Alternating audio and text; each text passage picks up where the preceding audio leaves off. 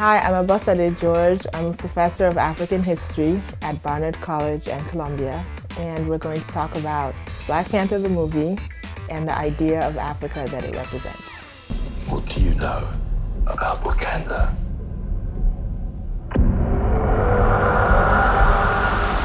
It's a third world country. First of all, it's these majestic falls, which many people are saying are inspired by Victoria Falls or representation of Victoria Falls, largest on-land waterfalls in the world. They really exist, something that looks just like the entryway to Wakanda. Okay. Explorers have searched for it. I also like that the villain, one of the villains, Claw, is an explorer, because that is completely a reference to explorers and their role in the colonization of Africa, right? They go in, and if you come out alive from the tropical zone, you survive malaria and all the tropical illnesses, and you survive being killed by the tribes, and you can come out with a glorious story of how you saw the heart of Africa, and you can tell the world. Dr. Livingston, I presume. Stanley Livingston, you know, the explorer in Africa, especially in the 19th century. I'm the only one who's seen it. I'm the only one who's seen it. It's like I discovered Africa, or I discovered Wakanda. The idea of discovery, like the discovery of the Americas, assumes that the people who actually lived there didn't know it was there either. Like, you don't discover things that already are known.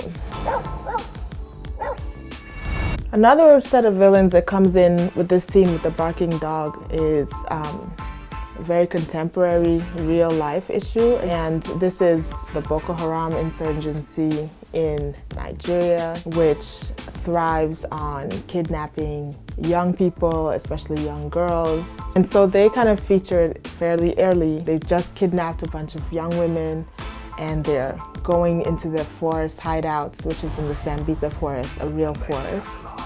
And the Black Panther shows up because one of the girls, unbeknownst to them, are these spoilers? Is from Wakanda, and he's come to get her. So again, like referencing the real world Africa, but also in this fictional universe, like changing things a little bit. The first time we see one of the other quote-unquote villains, which is Eric, Killmonger, we see him at a museum, which I think is a reference to the British Museum. He's looking at all the African artifacts that they have, and there's a long history and long, very controversial debates about why is there so much ancient African art in European museums? How did it get there? Was it taken over there by colonial explorers, colonial mercenaries? And yes, in fact, they were. And so he's kind of calling up that history, and he's in a debate with the curator about which one of us really knows what these artifacts are about. And it's hard for a good man to be a king. It's hard for a good man to be king. I really liked that. I thought it was really, to me as a historian, that was a callback or a reference to people who have been in power for too long in different African countries, who centralized so much power in their hands. Even if they come in to power on a wave of popular support, like the more power you get and the more you hold on to it, the more bad you end up doing. A very famous one obviously would be like Robert Mugabe, a major actor in kind of the anti-colonial movement. I mean, one thing that people have talked about is the degree to which the Dora Milaje, which is the name of the elite fighters, is the extent to which they might have been inspired by women fighters in the ancient kingdom of Dahomey, which is a West African kingdom. The makeup in the film is amazing. All different people have different styles, you know. Zuri right now, you know, a lot of hers is just kind of like framing her face.